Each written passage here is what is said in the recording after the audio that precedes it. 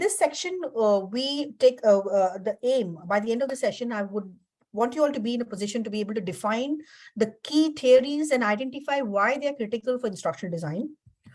We take a look at how to prepare instructional learning objectives, which could also be applicable for you as a trainer. If you're a trainer in a class, this could also help you, because we take a look at what is an objective, what are the different types of objectives, and how do you set effective objectives.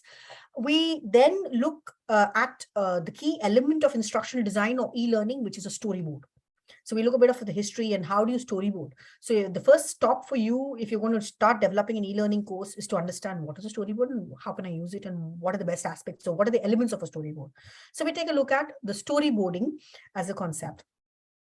So ingredients of e-learning. I think the first thing I could think about having an absolutely fabulous Eid weekend were all my ingredients, which is there. So I have a picture of all the fun ingredients, what I love out there. But basically the idea is to reinstate the fact, what are the key ingredients for instructional design? All training programs have certain major ingredients, I think, and with instructional designing, the first key ingredient is your performance outcomes. The second one is your content. And the third one is your method. So always remember outcome, content, method. These are the three key ingredients that you have to always have in your mind when you are developing an e-learning course and trying to make it effective. Performance outcomes, it's also called as a learning objectives, basically helps us avoid the common pitfalls of creating courses that end up as mass dumps of content. So I know this would have been a challenge for you. I'm just adding videos, I'm just adding this, I'm adding that. It's like, am I dumping all the content on the learner? Is it really going to be consumed? So performance outcomes is where you start refining those questions and make it more realistic for learners to consume by defining what is the performance that you're expecting out of them, which is where I asked you, Suchi, if I'm coming into your class, what are you expecting out of me when I get out? Or when I come to your class, what are you expecting? So performance outcomes is they define what the learner must do with the content that you're training them to be able to perform by the end of the course. Always remember, by the end, when I remember the story which I just told you with Suchi when I was working, okay, I'm going into Suchi's class of literature critique. What am I expected to learn when I go out, and what should I be able to do by the end of that course? So those are the key elements.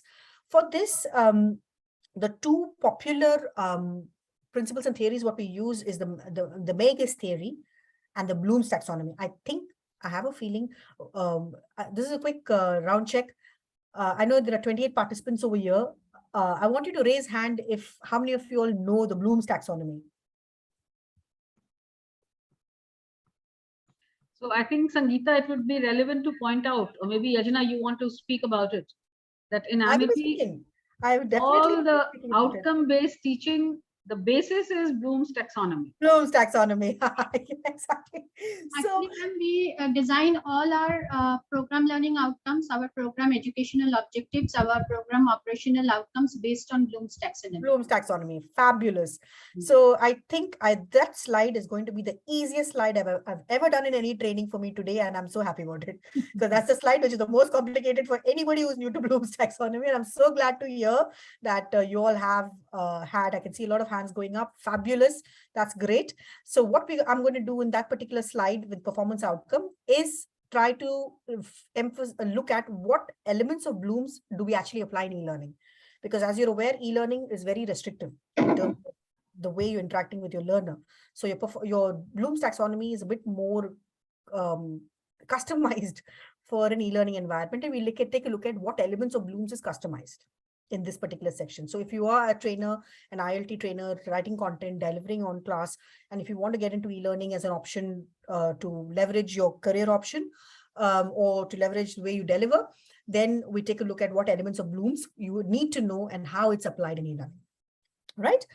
The next is your content, what you're developing as a content. I think identifying the types of content and chunking it for your course, which is where I said you should not do a mass dump of content. Okay, I know everything, you know everything, you dump everything on them. No, we have to effectively chunk content, putting yourself in the shoes of the learner, which is very important.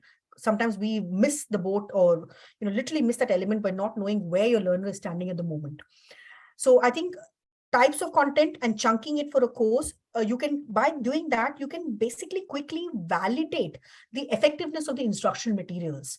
So for that, I will quickly go through something that's called as the principle, which is called as the David Perel's principles of instructions, which actually in that, it's a large instruction that we work around, but there is an element which is the types of content which we actually work around.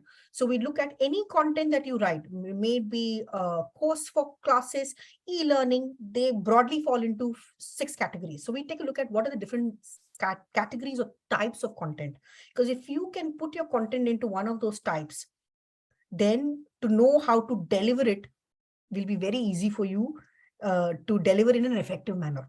So it's important to understand what are those different types. So in the content, we take a look at David Merrill's principles of instructions. And then you've got the instruction method. So we adapt a proven set of tools known as the instructional method to develop a course. And we basically work like how you mentioned, most of your curriculums, everything is based on Bloom's. Within instructional design and e-learning, we base them on something, the ATDI model, which you saw earlier. I was working with Shruti on that model and developing just overly, like, we just went through a brief approach of taking a course and then looking at how it is developed as a method, things to do, ADDI.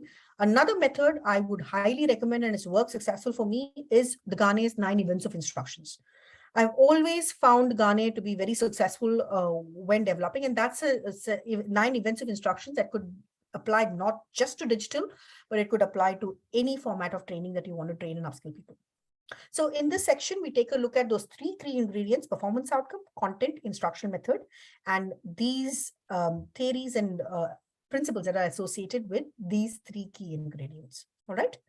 Starting with setting objectives. So what is an objective? So an objective basically is a description of a performance you want the learners to be able to exhibit before you consider them competent. So Shruti Professor Shruti wants the learners who are coming in for literature critique to be in a position to exhibit knowledge of the history of literature criticism, and also be in a level to understand a few examples of criticism and what is it that they're going to do in the classroom training before they come in. So some basic theories and backgrounds in history. So that, to define that, which is the description of a performance you want the learners to be able to exhibit before you consider them competent. So once all this is done and they score 80%, then they are considered competent to walk in for a session and take on from level 2 in Shruti's class. So an objective describes an intended result of instruction rather than the process of instructions. Remember, Shruti, when we were discussing the analysis stage, at one point you said, I'm doing YouTube videos, I'm making them go through literature. And I said, no, let's take a step back. Why did we take a step back? Because in the analysis process, what we were doing was looking at the intended result, which is why I took a step back and said, okay, Shruti, consider me as a new person coming for your class. What is the result? What are you intending me to do? Like, what am I supposed to achieve before I come to your class, doing the pre-training of e-learning? So we have to look at the intended result rather than the process of instruction by itself, which is where that difference comes in setting objectives to understand the high level. Why do you set objectives? Instructional objectives describe what the student will be able to do after completing the lesson. If the objectives are not clear, the author may very well end up with outcomes that are unexpected or undesirable. So if you don't know what do you want the learner to achieve by the end of it, the outcomes are very unexpected and undesirable. You may have people walking into the session saying, sorry, I read the online material, but what was expected of me out of it? I don't know. Or I read a lot of it, I read more about it, but what am I supposed to do? Like, what do you desire me to do? I don't know. So you have to set right at the beginning of the pre-training that we're developing, Shruti, to say that by the end of this e-learning pre-training, you should be able to do this. Simple example, I had set now saying that, okay, by the end of this training, which I'm giving you guys, you should be able to define what are the ingredients of instructional design and identify the key theories which are associated with those 3 ingredients. So it's important to set that objective right at the beginning for any learner in any format. Clear objectives. So what are the advantages of defining sharp objectives? One, it provides a sound basis for the selection of designing of instructional materials, like your content or the method, what you want to adapt. Like once I asked Shruti the questions, like what do we do? What am I expected to do with the literature? Then I was able to get back to Shruti and say, look, you know what, in this case, we will put it as learning hours, give them a schedule, put a module. This module will be about history. This. So the instruction, I think it provides a kind of a sound basis of selection. And if you don't know where you're going, it is difficult to select a suitable means from getting there. I can't get up one fine day and say, I need to go to Himalayas. No, yes, I may want to go to Himalayas and do a trek in Ladakh, but I need to be very specific. I need to take a flight down, go to Delhi, organize a transport from Delhi to Ladakh. From Ladakh, I'll do a trail for 2 days across. So, you have to, it's not about just, I need to go to the Himalayas. It's about the whole process of how you're going to do that. And that defining that process for the learner or the learner journey right at the beginning of your course makes your course effective. And this is the fundamental of instructional design. Find out whether the objective has, unless and until you don't define these objectives, what's going to happen is you don't know what to measure them on. So find out whether the objective has in fact been accomplished. But unless objectives are not stated clearly and are fixed in the minds of both the parties, the person who's training and the person who's learning, tests are at best misleading. At worst, they're irrelevant, unfair, or uninformative. So there is a lot of knowledge out there. But if you don't define to the learner what does he expected to consume and do with the knowledge, our end goal is blinded. So which is why you have to define sharp objectives, because it provides the learner with a means to organize their own efforts towards accomplishing those objectives. So as a new learner coming in for Shruti's class, I know that, okay, but in the pre-training, they've told me I need to do this. Also, they've told me when I go into the class, I will be learning these more subjects. This is the structure. I'm going to have 60 hours of learning in class. I'm going to have 2 hours of pre-training. So it gives me an effort. Then as a new learner, I will be like, okay, you know what, I'm starting on the 1st of August, but those 2 hours, I'm going to put it on the 30th of July, ensure that I finish it, pass with that 80%. Then I will be more refreshed and ready to go for Shruti's class. And in Shruti's class, I'm going to expect, okay, from August till end of September, these are all the subjects, unit 1, unit 2, unit 3. So that kind of gives a learner, because adults, unlike the children are more absorbent, they're like sponges. You don't have a particular structure. But adults need a structure because it goes back to the Maslow's law of needs. Why do I need this course? I need this course. I need to finish it in 6 months because out of this course, I'm going to apply that in this job or get this better or do this better. So I think by providing a learner objectives, you're allowing or helping the learner to organize their own efforts towards accomplishing these objectives. So setting the objectives, the Megas theory, quite an interesting one. Honestly, I'm not going to take you through the whole book because it's a lot more information. In this training, it was a bit hard for me to put this training together because this is all a capsule of a 60-hour training of instructional design, which I did. So obviously, I'm not going to drill you through 60 hours. So 60 hours put down to 1.5, 2 hours was a bit of a challenge. But I will strongly recommend whatever you're taking away from the training, if you're interested to learn more. This is a very good book, Preparing Instructional Objectives by Robert Megas. Robert Megas released a book. It was released in 1962 called Preparing Objectives for Programmed Instruction, which basically influenced the school system for decades, and it still continues to shape the vast majority of corporate training programs developed in UK today. Megas' central concept is that, what's the key concept, what you need to take away for e-learning is the key concept in a learning goal should be broken into a subset of smaller tasks. Like simply, I told you, I asked Shruti the example. Okay, Shruti, I agree, this is all the information. But should we put it down into 3 modules? Should we break it down? Should we do a course outline and then structure, okay, in this module, you have to achieve this, in this. So it's all about making them into subset of smaller tasks of learning objectives. And these objectives, keyword people to remember is have to be specific and measurable. Within e-learning, idea of being specific and measurable is entirely different from the specific and measurable of an ILT. So if you're migrating from an ILT to an e-learning development format, remember specific and measurable is a little different, but remember the key terms. If I'm setting an objective, it has to be very specific and very measurable. In the design of instructional materials, training needs are first analyzed and the learning goals of the programs are basically determined. As per Megas' definition, an objective, when you're setting an objective, there are 3 components that you have to always keep in mind when you're setting an objective. One is the behavior. The behavior should be very specific and observable. Going back to the case of literature critic, I said, what specific behavior are we expecting the learner to do out of the pre-training that you want them prepared to come for the level 2 in class? Am I supposed to be this? Am I supposed to know how to be critical about this? Am I supposed to know as a learner the history of literature critique? So you have to be the behavior, or what are you expecting the learner to have in terms of knowledge and behavior has to be very specific and observable. So when I come into class, if she's going to ask me a question saying that, okay, Sangeetha, you've learned about this element of literature critique. Here is an example. Can you find, as a critique, if I were a critique, can you find out what is going wrong in this particular statement or this particular article or a write-up? So am I expected to be a critique of finding at least about 8 out of 10 or 80% things which are going wrong, or words or recorrection? Is that what you're expecting the learner to be prepared when he's actually coming in for a level 2 in the class? So you have to define that very clearly in your mind in terms of what you want them to achieve. Second element is condition. The conditions under which the behavior is to be completed should be clearly stated, including what tools or assistance is to be provided. And then it comes as a standard. So conditions usually apply when you're dealing with subject, which is, let's say, okay, I'm doing a training program for veterinary nurses. And this is a program for VNAs, veterinary nurse assistants. Now, this is a role that doesn't require any qualification for people.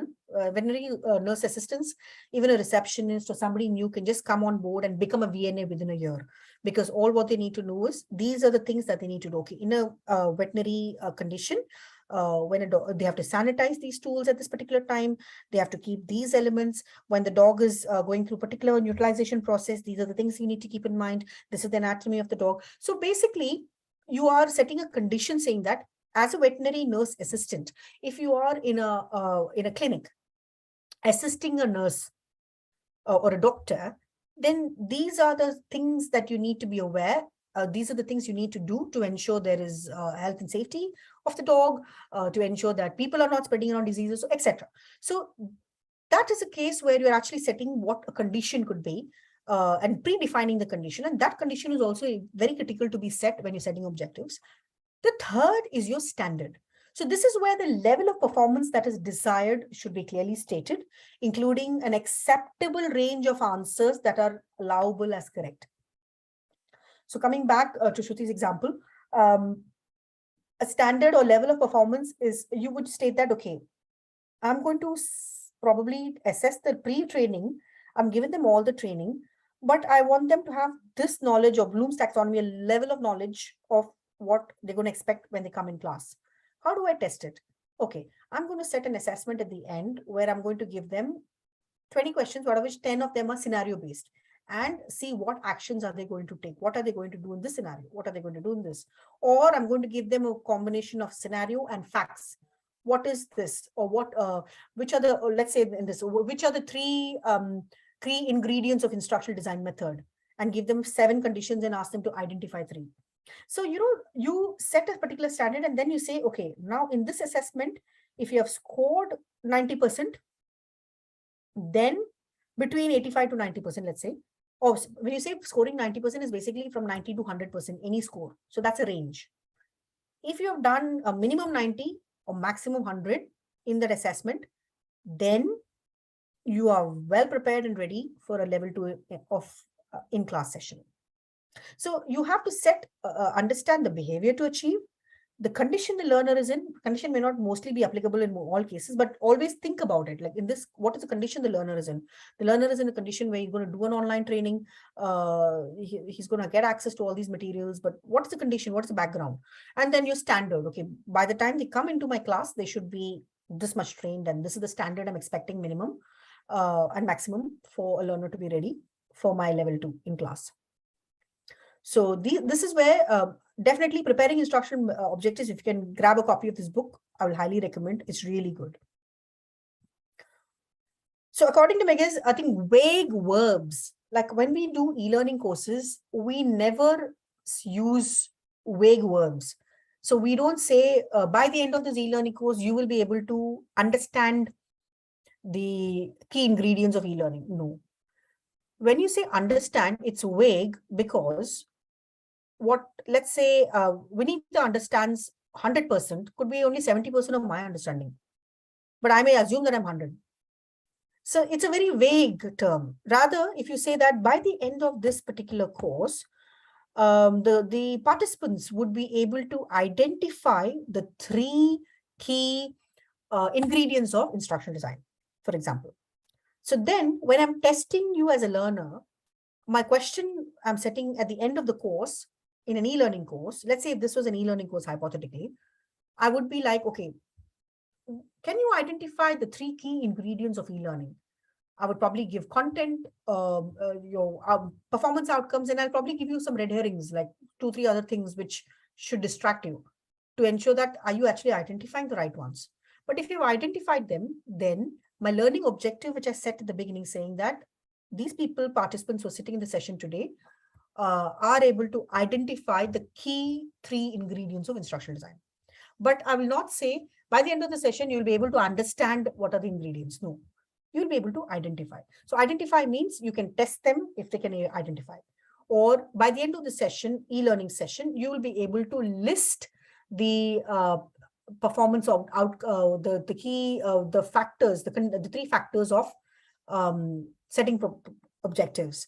So, you have to, it has to, according to Mayers, what he says is that instead of when you're setting objectives right at the beginning of a course, if you ensure and practice not setting vague objectives or vague words, you are directly putting in mind a kind of a strategy of how you want to test the learner at the end.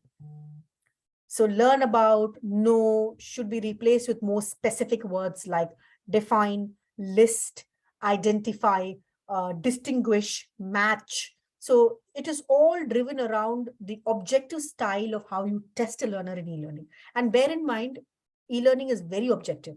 It's a multiple choice, single select, multiple choice, multiple select. So you have to look at ways and means of how you define an objective and make them achieve it in a very restricted objective style, because you're not sitting there and evaluating the learner as a trainer. You're throwing the content and you're taking them through the evaluation process. So, but you have to ensure that they've achieved their goals. So it's a little different from how you do an ILT. Yes, the famous Bloom's taxonomy, which took me probably 1 year of my life to understand how to apply that in e-learning, but it's a very interesting element. Quickly rushing through, to assess specific levels of student mastery of course content, you need a framework for describing those levels. Bloom's taxonomy is a system that is a system created to improve testing precision by categorizing the cognitive functions into distinctive levels. I know everybody's aware of this. It's a hierarchical process. So first you gain a knowledge, then you get to a position where you can comprehend the knowledge that you've gained. Then you look at, again, gain expert mastery in applying the knowledge, what you've learned. Then you gain your mastery in being in a position where you can analyze you can break it down to complex concepts and situations. And then you reach to a mastery level where you can synthesize, where you rearrange components and parts for a whole new thing. And then you reach a level where you're at an evaluating level where you can be a key judge or evaluate or make judgments based on all your experiences of knowledge, comprehension, application, analysis, and synthesis. So basics understanding. What is interesting to understand is, because e-learning gives you a very restricted way of testing a learner, most of your e-learning objectives basically sit with knowledge, comprehension, and application. Because if I'm, let's say I'm training somebody, a veterinary nurse assistant, on how to keep a place hygienic or keep it, sanitize a particular rehome, let's say a vet clinic. Now, as an e-learning developer or an instructional designer, I cannot physically sit there and see, are you cleaning it properly? Are you clearing it? Are you sanitizing those 10 equipments? No. Which is where the testing of knowledge of analysis and evaluation and synthesis gets hit out, because you can't actually evaluate a learner to see if they've achieved these levels of mastery. Which is why e-learning particularly sits within knowledge, comprehension, and application. Because only these you can actually, even with application, you can say, okay, give them scenarios. Okay, now you're in this particular case where this dog is affected. You have these equipments lying around, you show a picture. Can you, in this picture, how will you apply your knowledge of sanitization to ensure this place is clean? So the person drags and drops it out, drags and picks and so, you can, up to an application level, you can actually apply in e-learning. In this case, as you all know, the taxonomy is hierarchical. So each level is kind of subsumed by the higher level. In other words, a student functioning at the application level should have ideally mastered comprehension and knowledge. So it's a kind of a hierarchical process. But bear in mind, within e-learning, because of the restriction of digital evaluation, you usually land up setting your objectives within knowledge comprehension and testing or putting the mastery into of the learner within knowledge, comprehension, and application. Like I told you earlier, setting specific objectives, but this is not just for e-learning, but this is something where I came across a while ago and I thought it was quite important. Setting specific and measurable learning outcomes. We are habituated in putting terms like, hey, by the end of this, you'll be able to learn. You'll be able to understand. No, you need more specific and measurable action verbs when you set objectives for your learners, which is where in this particular table, if you look at it, your knowledge, which says to where you're looking at the mastery of recollection and of information, you use keywords like, I've given an example over here and some keywords like define, describe, identify, label, list, match. If you're looking at defining objectives for mastery of comprehension, then you can use keywords like comprehend, convert, defend, distinguish, estimate, explain. By the end of this course, extend, generalize, infer, interpret. Application, you would look at change, compute, apply, construct. So I've given you some keywords, which if you see with an example what has been given and the keywords used, you will see these are very specific and measurable outcomes that you're trying to, action verbs that you're trying to achieve when you're actually setting objectives. And it's quite nice to actually keep this table. I used to use this, take a printout and keep it on my desk, because every time I used to set objectives, I used to get confused. Like, okay, now am I supposed to pay? I know towards the end of it, the learner has to understand or learn, but how do I make it more specific so I can test the learner at the end? Always a challenge. Bloom's was always a challenge for me because there was so much of content. You're chunking the content, putting them into capsules, and how do you ensure that they're absorbed in a very measurable and specific way? So this table was very helpful. I'll be leaving a copy of this presentation. So obviously, if this has been helpful with my experience, I'm hoping this could be of some help to you all at some point when you're going to develop e-learning. Okay. Now I've got a quick activity for those of you here. Pick up coffee. Now I have to check if all the coffee that's been had is showing any caffeine has kicked in. So here's a quick activity, which I'd like some feedback from all of you. I have here some objectives which are set. I would like you to tell me, identify if it's a good objective or it's a vague one. All right. So what about this objective? In this course, you will learn how to operate the phone and properly communicate with callers. So this is particularly a course. I've taken a very generic example where you're talking about using a soft phone. Let's say a call center person is using a soft phone and they need to learn how to basically operate the phone and use it to communicate with callers. Do you think is this a poorly written objective or a good objective?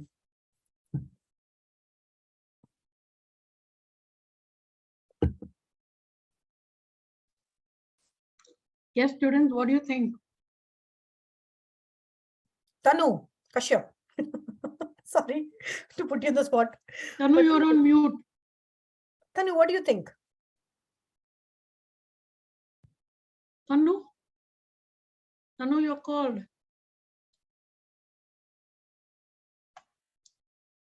Yes, Dr. Suchi. Is this a weak? Yes, Dr. Suchi.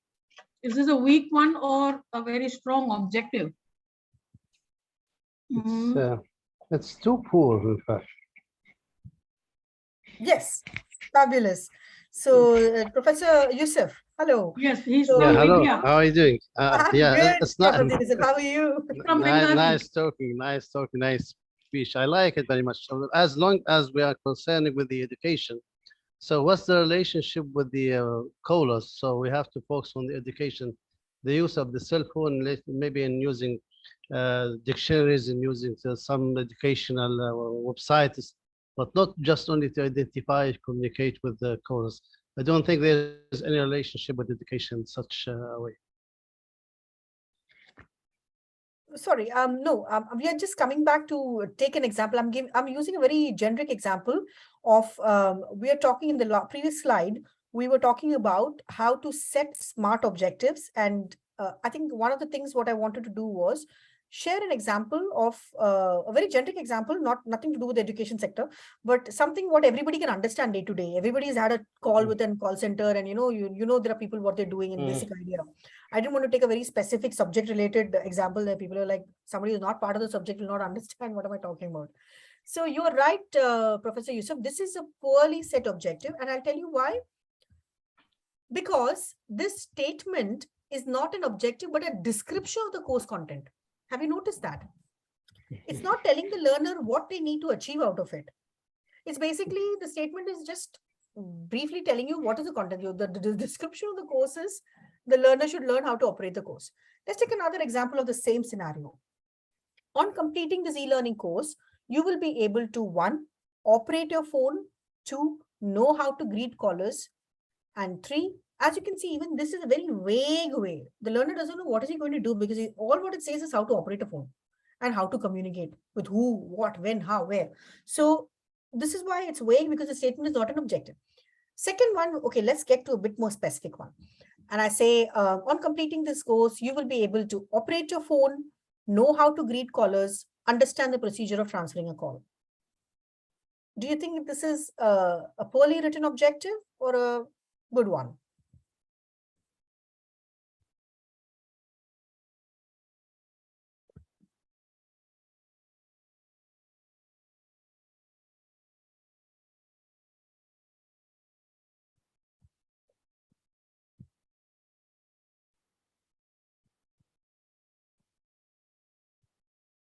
Does anybody want to give it a shot? Dipali Sharma. Okay, you don't have to answer the Dipali. Just tell me you're there. Hello, Dipali, are you there? Dr. Jayati? Yes, ma'am. I'm here.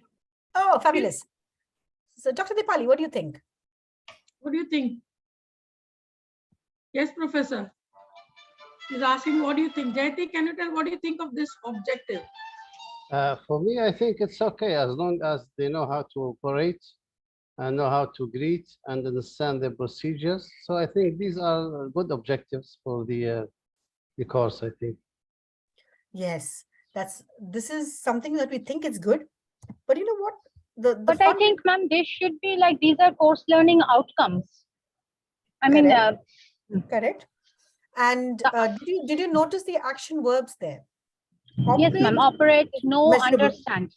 Know and Operate, understand. know, understand. Exactly. Know and understand is again not a measurable one. No. So what Outcome. Akshi Jindal will know 20%, Dipali Sharma would just know probably 100% of it. So how do you define know? So how do you test Dipali and how do you test Aparna Mehta to understand their knowledge or knowing it? It's not definable. It's not a smart objective. So going back to Dr. Merrill's theory that it has to be smart and measurable, this again would be poor because these objectives do not indicate observable behaviors. You remember the 3 things when you're setting an objective, you have to look at the condition, you have to look at the behavior, and then you have to look at the outcomes, correct? So these objectives do not indicate observable behaviors, making assessment of their mastery impossible. How does one know if somebody knows or understands something? How do you know it? No idea. How does it really mean to operate a phone? So it is again not an observable behavior that you're looking at defining over here to achieve. Now look at this example. Not measurable, ma'am. It is not measurable. Correct. Exactly. Sorry, your voice is breaking, darling. It is not measurable. I heard that, and you're right. It is not measurable. 100%. So what about the third objective now? What about this one?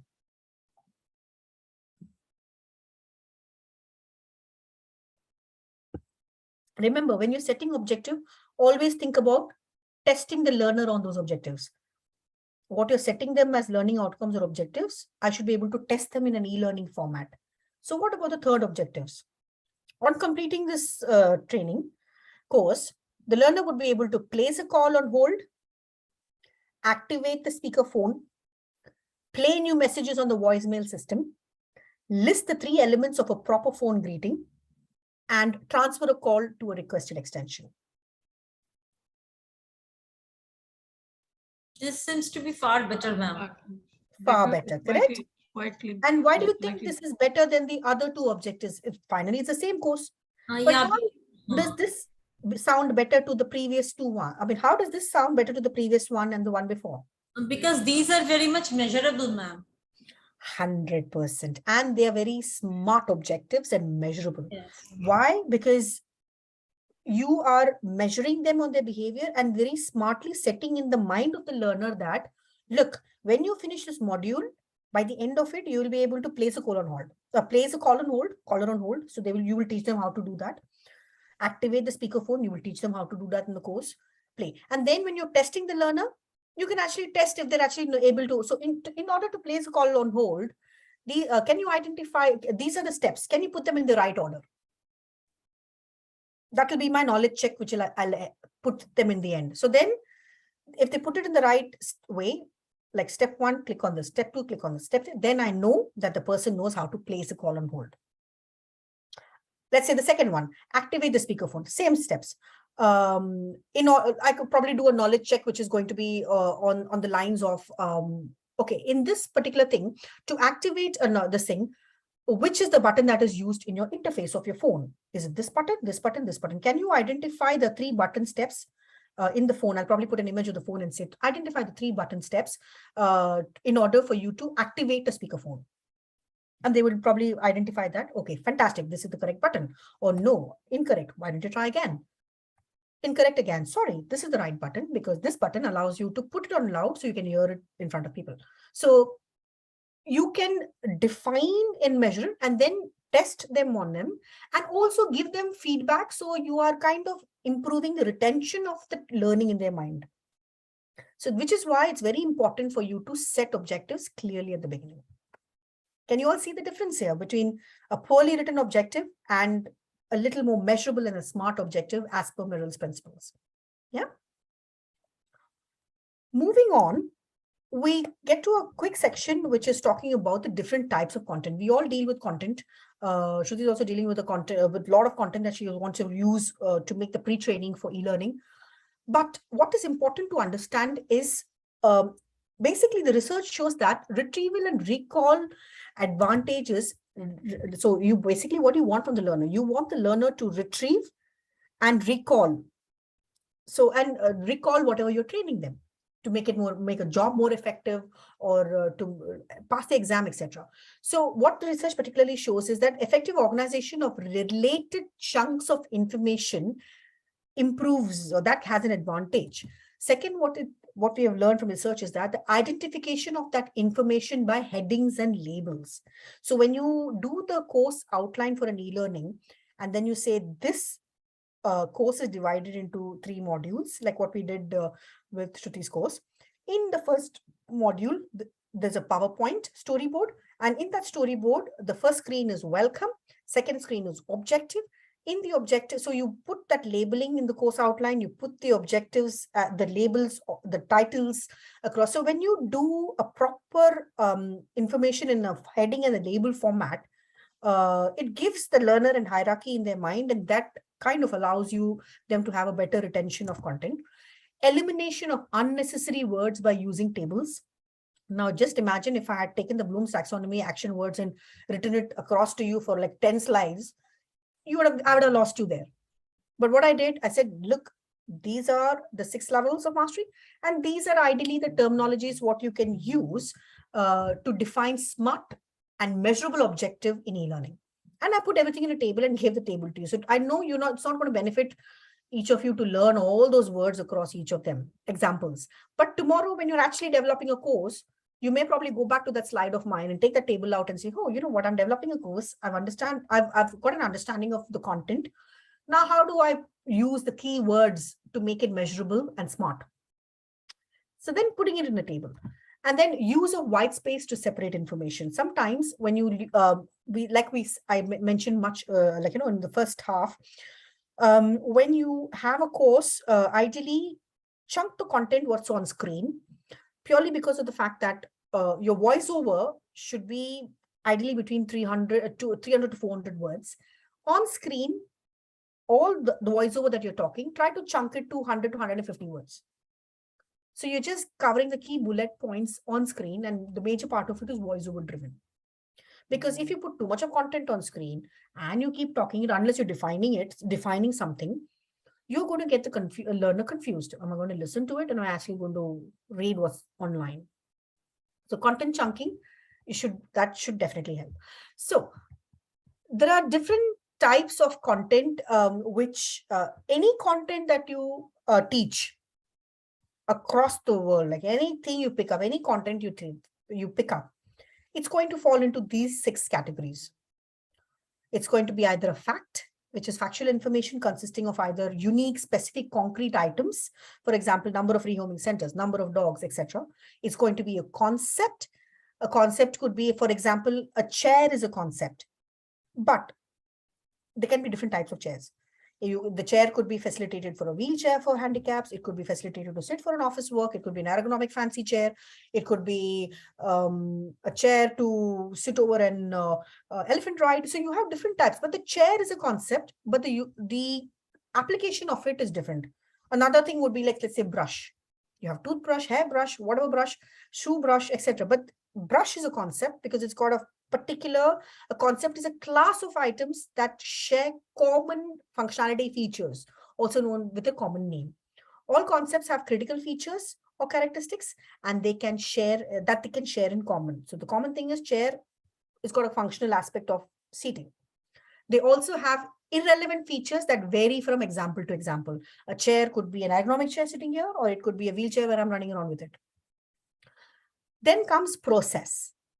Process, obviously, as straightforward, is a description of how things work.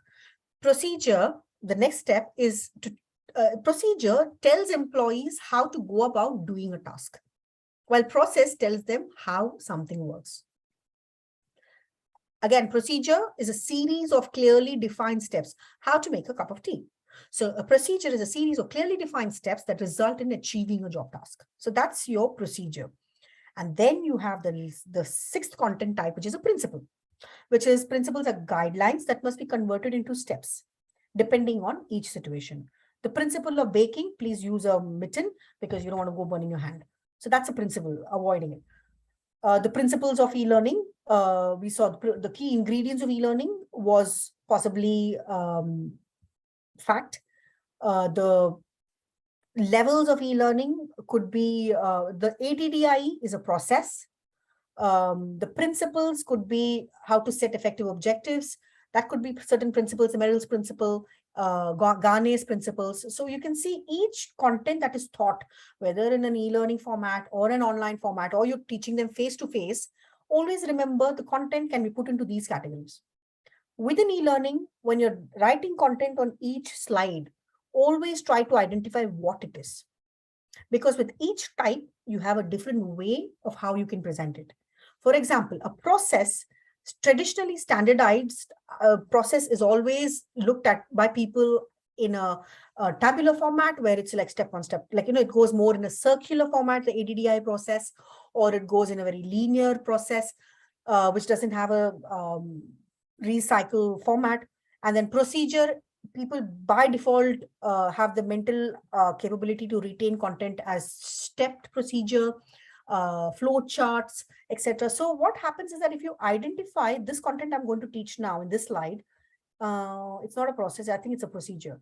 Then you know that, okay, for a procedure, I could probably use the hierarchy process smart art from PowerPoint. I can use this, but it's important you identify. Even in Microsoft PowerPoint, when you're doing presentations and you click on smart art, if you see, the content is divided into these types. If you're a fact, you can use these tabular smart arts. If it's a process, you can use this. So it's important when you're teaching content, one is to chunk the content, put it into categories. And then when you go drilling down into scripting every screen of storyboard, try to understand, okay, in this screen, I'm teaching them a fact, or in this screen, I'm teaching them a concept. In concept, you can use these kind of interactivities. You can use these kind of presentation skills. So it's important to identify the type of content when you're chunking. So this is the principles, what they define, like identifying content. Next comes, okay, this is a very interesting, very interesting. That's my favorite of all. It's the instructional method. This is literally like something what all of us as instructional designers go by. Like, it's like the Bible of instructional design. I told you a bit about Gane's history. He was an American educational psychologist. Absolutely lovely read about him, his life, his literature, his works. He's known for the aspect of conditions of learning, where he's put a lot of theories around putting learners through certain conditions to achieve better outcomes. So I think as trainers or e-learning or instructional designers, we're just trainers in a digital Absolutely. format. Gane's educational psychologist, The Conditions of Learning. It's definitely nice to read up a little more about all his papers and fundamental works. But this 9-step of instructions definitely is a go-to for anybody who's developing an e-learning course or even any training curriculum. So Gane's kind of created a 9-step process, and which correlates to and addresses the condition of learning. So what he says is that if you put the learner through these conditions of anything, you can achieve a better outcome. And this is the condition which was used during World War II to get people quickly trained up to go out there and fight. So the first step of instructional event is what he says is that learn to gain attention of the learner. So if you see, even Gane's methodology has become so written in our bloods of instructional designers. Even if you see, if I'm doing a presentation now with you, it's an ILT. Still, if you see, I would have adapted this process somewhere in my training. Let's take this training itself as an example for Gane's. All right. Now, initially, what I did was I need to gain your attention, because what am I going to train people here? I'm talking about don't develop e-learning, develop effective e-learning. So you're all people who could be potentially having an advantage of taking this information to make courses, not for the sake of making courses, not knowing if it's going to be effective, but make it in an effective way. So to gain your attention, I said, okay, let me take a step back and give you some statistics of why e-learning, why effective e-learning, how does it help you? So which is where I went to LinkedIn, pulled out some statistics and showed it to you, saying, oh my God, look at this. We may be sitting and thinking ILT is there, but it's moving in the e-learning direction. These are the statistics, facts, 68%, 48%, 49%. So I wanted to present the facts to tell you that developing training is great, e-learning, but what is important is to develop in an effective manner. Because when you're developing, you're throwing the content to learners who half of you don't even know who's the learner. So your requirement to make it effective is far more important than developing curriculum and content for an ILT. So what do? So then that's where the gaining attention element I try to put, where you stimulate, kind of stimulates the receptors. So stimuli activates receptors. The internal mental process for the learner is that it's kind of to stimulate. Oh, okay, there is a need for me to learn this, developing effective learning, because tomorrow I could apply it when I'm creating an e-learning course and make it more effective. Second comes informing learner of the objectives, where I told you right at the beginning of the course, look, I'm going to put it into 2 sections, part 1, part 2. In each section, when I introduced you, I said, okay, by the end of the section, clearly I've told you, creates a level of expectations. Okay, today in this session, in session 1, by the end of it, you should be able to understand this. So you kind of inform the learners of what you want to achieve in this course. Then comes the concept of stimulating recall of prior learning. Now, for example, this is something where you create level of expectations of learning. That is to inform the learner. And stimulating recall is where the retrieval and activation of short-term memory happens. So can you probably give me an example of where in this course that we're doing today, you felt I gave you some pointers to stimulate recall of prior learning?